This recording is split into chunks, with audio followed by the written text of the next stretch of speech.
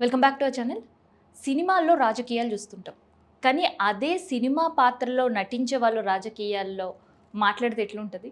So, ఇప్పుడు తెలుగు ఇండస్ట్రీలో అదే ట్వీట్ వార్ నడుస్తుంది. సినిమాల కంటే కూడా ఇంకా రియల్ వార్ ఎట్లా ఉంటదో ఆ వార్ సీరియస్‌నెస్ కనిపిస్తుంది. సో, నిన్న మొన్నటి వరకు పవన్ కళ్యాణ్ ఇష్యూ. నీ ఎవరి జాగిరి తెలంగాణ అన్నదానికి మేధావులు, ఉద్యమకారులు, పొలిటీషియన్స్ వర్సెస్ జనసేన, తర్వాత చంద్రబాబు నాయుడు. ఇదంతా ఎపిసోడ్ నడుస్తున్న క్రమంలో ఈ పొలిటికల్ హీట్ సినిమా ఇండస్ట్రీని కూడా తాకింది. సో, ఈ సినిమా ఇండస్ట్రీ నుంచి కూడా నంబర్ ఆఫ్ రియాక్షన్స్ కనిపిస్తున్నాయి. రియాక్షనే కాదు, ఏకంగా యుద్ధం అన్నా కూడా తప్పేం లేదు. సోషల్ మీడియాలో టాలీవుడ్ ఒక ఉద్యమం నడిపిస్తుంది రాజకీయాలపైన. అసలు సినిమాకి, రాజకీయాలకి సంబంధమే లేదు అనుకున్న వాళ్ళకి లేదు, బరాబర్ సంబంధం ఉంది అనుకునేటట్లు చేస్తున్నారు.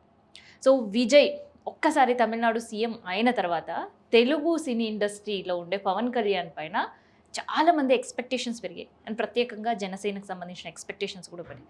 సో, సీన్ కట్ చేస్తే పవన్ కళ్యాణ్ తెలంగాణకు రావడం అండ్ ఇక్కడ పోటీ చేస్తూ ఉండడం, రాజకీయాల గురించి మాట్లాడడం, గద్దరన్న గురించి మాట్లాడడం, ఇవన్నీ విషయాలపైన తెలంగాణ వాళ్ళు రియాక్ట్ అవుతారు. ఇదే సందర్భంలో ఒక పక్క ప్రకాష్ రాజ్ రియాక్ట్ అవ్వడం, ఆ తర్వాత బండ్ల గణేష్ రియాక్ట్ అవ్వడం, దానికి కౌంటర్ నాగబాబు ఇవ్వడం, నాగబాబు కౌంటర్ మళ్ళీ ప్రకాష్ రాజ్ ఇవ్వడం, ఈ ఎపిసోడ్ ఇంకా కంటిన్యూ అవుతుంది. సో, డైలీ ప్రేక్షకులు చూసే సీరియల్ కంటే కూడా ఇంకా ఇంట్రెస్టింగ్ ఎపిసోడ్ సినిమా నటులు సోషల్ మీడియా వేదికగా చూపిస్తున్నారు. అసలు ఎందుకు ఈ ట్విస్ట్లు స్టార్ట్ అయినాయి, ఎందుకు ఈ విమర్శలు స్టార్ట్ అయినాయి, ఎవరు ఎవరిని ఏమంటున్నారు, ఇవన్నీ కూడా మనం మాట్లాడుకుందాం.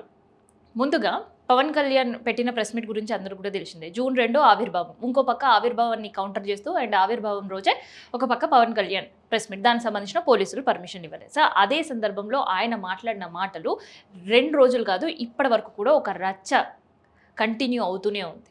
సో, ఈ సందర్భంలో పొలిటీషియన్స్ రియాక్ట్ అవ్వడం అనేది సర్వసాధారణం. దట్టు స్పెషల్లీ తెలంగాణలో ఉండే పొలిటికల్ పార్టీస్ రియాక్ట్ అవ్వడం అనేది సర్వసాధారణం. కానీ దానికి భిన్నంగా సినీ ఇండస్ట్రీ కూడా రియాక్ట్ అవుతున్న సిచ్యువేషన్. మరి ఎవరికి పాజిటివ్ ఉండబోతుంది అని మాత్రం ఆలోచించకండి. ఇక్కడ పాజిటివిటీ, నెగిటివిటీ కాదు, ఓన్లీ కౌంటర్స్, ఎన్కౌంటర్స్ మాత్రమే ఉన్నాయి. ఇందులో ప్రకాష్ రాజ్ ఏమన్నాడో చూద్దాం. సో, జూన్ 4న ప్రకాష్ రాజ్, మీరు వస్తానంటే మేము వద్దంటామా, రండి దోరా, కానీ వచ్చే ముందు ఉత్తుత్తునే వస్తారా, పొత్తుతో వస్తారా, లేదా సింగిల్గా వస్తారా చెప్పిరండి అంటూ ట్వీట్ చేశారు.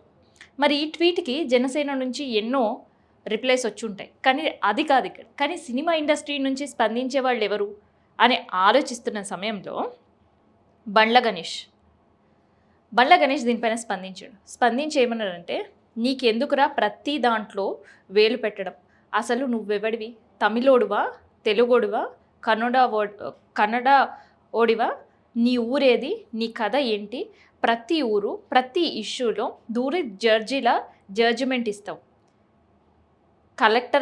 కలెక్టర్వా లేదా దేశ ప్రధానివా, ఎక్కడ చూసినా నువ్వే, ఏ విషయం వచ్చినా నువ్వే, నీ బతుకు పని లేకపోతే చూసుకో, కానీ అందరి విషయాల్లో దూరి హీరోల బిల్డప్ ఇవ్వద్దు, నీ అడ్రస్ నువ్వు తెలుసుకో, తర్వాత ప్రపంచాన్ని మార్చే ప్రయత్నం చెయ్యు అంటూ బండ్ల గణేష్ చాలా సీరియస్గానే ఈ ఇష్యూకు కౌంటర్ ఇచ్చారు. సో, ఈ ఇష్యూ ఇక్కడితో ఆగిందా అంటే లేదు. మళ్ళీ ఎమ్మెల్సీగా ఉండే నాగబాబు కూడా దీనిపైన రియాక్ట్ అయ్యాడు. A leader word is a final none ఏంటంటే ఈయన చెప్పేది, ఒక లీడర్ వర్డే చాలా ఫైనల్గా ఉంటుంది, ఆయన చెప్పిందే అందరూ కూడా ఫాలో అవ్వాలి, silent your tongue and follow the leader without questions అనేది నాగబాబు ప్రకాష్ రాజ్ని ఉద్దేశిస్తూ ట్వీట్ చేశాడు. సో, దానికి ప్రకాష్ రాజ్ ఏం పెట్టాడు తెలుసా, మేము గొర్రెలం కాదు, బానిస బతుకులు బతకడానికి నీ బెదిరింపులు వద్దు నాగబాబు గారు, ప్రశ్నించడం మా హక్కు, ఏ నాయకుడైనా, నేనే నాయకుడిని అనుకున్న వాడైనా సమాధానం ఇవ్వాల్సిన బాధ్యత ఉంటుంది అని అర్థమైందా అంటూ కూడా ట్వీట్ పెట్టిన పరిస్థితి. సో, ఈ ట్వీట్ వారు ఇక్కడితో ఆగుతుందని నేనైతే అనుకోవట్లేదు. సో, ఒక్క చోట ప్రారంభమైన ఒక ఏపీ డిప్యూటీ సీఎంగా ఉన్న పవన్ కళ్యాణ్ మాట్లాడిన మాటలు ఇటు తెలంగాణ స్టేట్లో ఉండే పొలిటికల్ పార్టీస్ని, తెలంగాణ ఉద్యమకారులని, దాంతోపాటు మేధావులని, వీళ్ళందరినీ రెచ్చగొట్టే వ్యాఖ్యలు చేశారు అంటూ ఒక పక్క ఫైర్ అవుతున్న పరిస్థితి.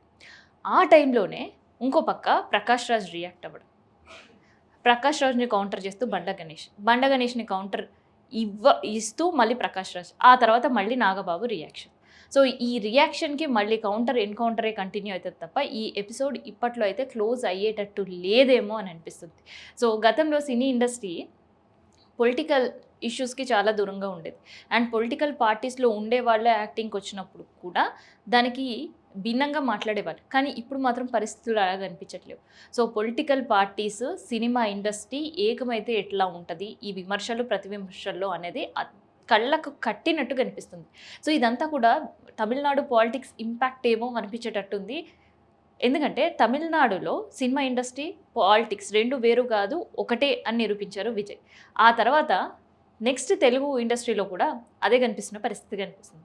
ఎందుకంటే ఏపీ డిప్యూటీ సీఎంగా ఉండే పవన్ కళ్యాణ్ పొలిటికల్ లీడర్గా ఎదిగాడు, పొలిటీషియన్గా ఉన్నాడు. ఆ తర్వాత ఒక రాష్ట్రానికి డిప్యూటీ సీఎం అయిన తర్వాత ఎప్పుడు కూడా ఆయన సినిమా ఇండస్ట్రీ అండ్ ఇది ప్రస్తావించలేదు. అండ్ ఆయనకు సంబంధించిన వాళ్ళు మాట్లాడేటప్పుడు ఆ ప్రస్తావనలకు కాస్త దూరంగా ఉండే. కానీ ఇప్పుడు మాత్రం 2 ఒకటే అనే తీరుగా సినిమా వాళ్ళు కూడా మాట్లాడడం అనేది కొంతమంది ఆశ్చర్యానికి, ఇంకొంతమంది పొలిటికల్ పార్టీస్కి సపోర్టివ్గా సినీ ఇండస్ట్రీ మాట్లాడుతుంది. అండ్ ఇందులో కూడా రకరకాల వర్గాలు చీరిపోయి రకరకాల వర్గాలు రకరకాల పార్టీలకు సపోర్ట్ చేస్తున్నాయి అనే వాదనలు కూడా వినిపిస్తుంది.